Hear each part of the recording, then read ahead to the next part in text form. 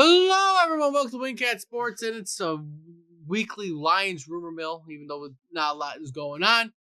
News-wise this week, we did sign two people, uh, Rock Ya-Sin and Avante Maddox, both depth pieces, not starters Yeah, I at don't know all. anything about either one of these guys. None I of them, like the guy's name; it's pretty funny. they So didn't really do much stat-wise. Maddox, he played all 17 games last year. He had 20 total tackles, 9 that's of them good. solo.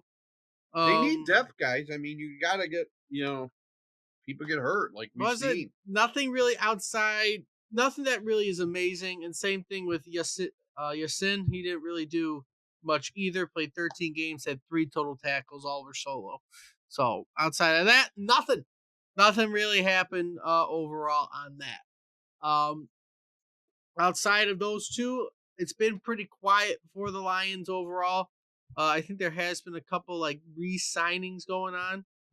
If I can get this ad out of my way. There we go. I To don't make know. sure that we have. So we also Khalil Dorsey did get re-signed this week. So there's more depth right there. And I believe there were a couple other guys who got re-signed that I didn't really talk about. You think they're? Muhammad. Muhammad got re-signed I this like week. him. He did really well last year. That'd probably be your biggest. I think Craig Reynolds officially re-signed. I don't think I talked about that last week. Um, I know he officially re-signed at some point too. So you got all your running backs. You got your Boya. There's another tight end option. I know I talked about that last week. Brock Wright is very serviceable. Your boy will probably play for that third tight end spot. But you're getting your depth. You're keeping your depth on top of the fact that you are signing a lot of good players to kind of fill in that depth role. They're going to be serviceable. Not going to not wow anybody, but they're going to be at least serviceable if something happens. Right. I mean, like I said, I don't mind the depth pieces. They're something. I think. I mean, they're probably waiting for the draft, see what they look like after the draft before they make any other moves. Listen, I And right expect them to now, it's just go. I don't think Trey Hendrickson's off the books yet, but No, I don't think he hasn't signed with the Bengals and he hasn't yet been traded. I don't expect them to necessarily go for him. that might be a draft day thing. It might be a draft day thing. We might get up to the draft and that happens. I mostly expect the Lions to figure out what they want in the draft. I'm still upset they have not signed They let go of Zaire Smith and kept Davenport, but I think they're going to draft somebody, and that is why they didn't re-sign Smith. Well, I think if they re-sign Darius Smith, I don't know if you'll. I think that's going to be after the draft thing. Is if they sign Darius Smith, that will happen after the draft. They're kind of seeing if they get the people they want to get. Yeah, and then if not, they'll probably go after Makes Smith sense. after that. Because otherwise, there's not much else going on. You're going to focus on the line. Because again, Zeitler, he left, so you're relying on Mahogany this time around. Who are you going to draft to replace Ragnow? I think they need to think about that right now. Unless you're just going to do it the year he retires, because he's around the end. Decker, he's saying the end of his career. Who are you going to have behind him? Manu is developing, but how good is he really right now? How confident are you in him? Sorsdal, he didn't really play it all last year. He entered in now and then when on his rookie year, but I don't think I saw him at all last year. Nope, I don't So see him much either. So who did are he you? take a few steps back? And that's the questions. Did he? I know he played some center. Maybe they'll get him to play center. Too big for a center. But I don't know. That. He's played all the Lions positions. I don't know where they're going to think about the offensive line. You're probably going to focus on the line during the draft. Don't be surprised if they draft another wide receiver. They've done that almost every year. And they drafted a wide receiver, so don't be surprised if they draft another one. Outside of that, it's kind of question marks. They might go after a linebacker, to be honest. Right. Like, there's question marks when it comes to draft. We'll do. Although, I think, like I said, I think Campbell's been getting better every year. And you got Anzalone and you got Barnes. Like I said, it's all about health. These guys can stay healthy. That's not a bad linebacking core right there. But like I said, we'll see. Let's see if I can find some good stuff going on the mock draft. Here's on their website a mock draft. Let's see. Let's see if I can get a good mock. But I don't know who necessarily they might go after. So let's see who they think they're gonna go after. They mostly think they're gonna go after an edge rusher with that first pick. Akil Williams from Georgia, James Pierce Jr. from Tennessee, um, Sawyer. Kenneth Grant from Michigan. Okay. You know, With the first pick? with their first pick.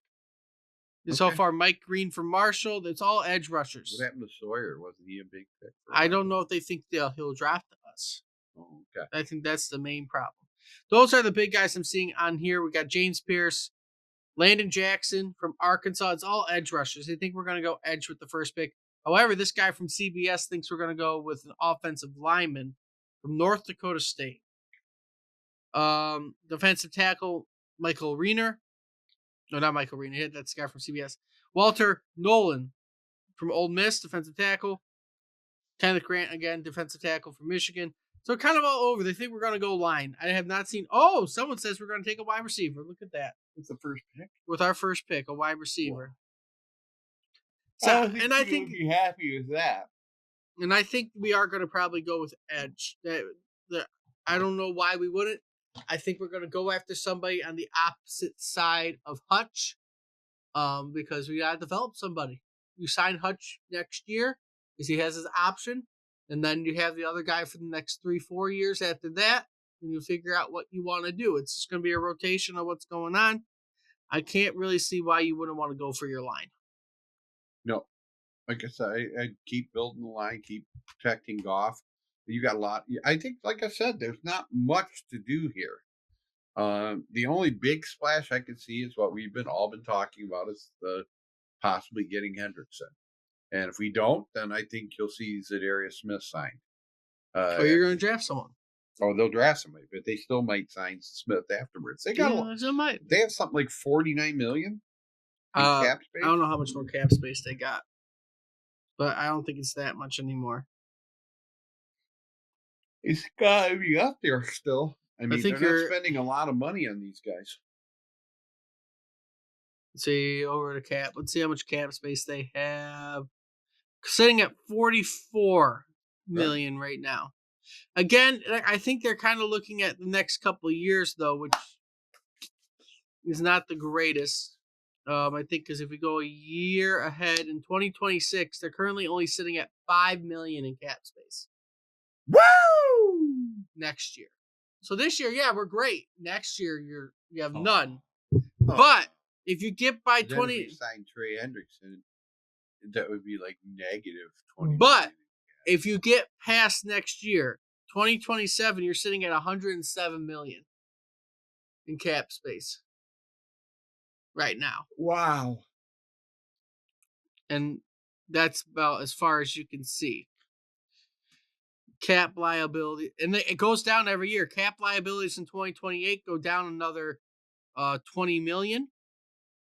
And then 2029. This is our year. And just so you know, 2029, you only have 46 million on the books currently in 2029 out of your 200 and probably at that point 300 and something million cap space. So you have a lot of cap space in the more recent future. Even if this team somehow goes downhill the next 2 years, in at least 2 years after that, they should be on a good trajectory. I think and that would suck, but I would love to get, like I said, I'd love to see them get Hendrickson, but there's not, and the Lions have no one on the books in 2030. So in 5 years, nobody's on the books. Meh. According to this website, no one's on the books in 5 years. Well, that's what he does. That's what Holmes does. Holmes manages the cap really well. So we'll see what he does. Leave it up to him. I said right now you only have 1 year that's iffy on cap space, and that's 2026. Outside of 2026, your cap situation's looking fantastic.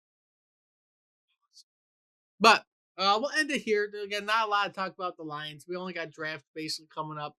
When you're a good team, there's not a lot to talk about besides how good they should be and not disappointing you. We're heading into Piston Tiger area. Basically, here but on we had that. nothing else to talk about. And This we'll is talk Tigers. about the Sweet 16 coming up. Yes, we will. But with all that being said, I feel like you see, like, comment, subscribe. Let us know what you think the Lions should do throughout the rest of the offseason draft, all that kind of stuff. And until next time, hope to see everybody soon.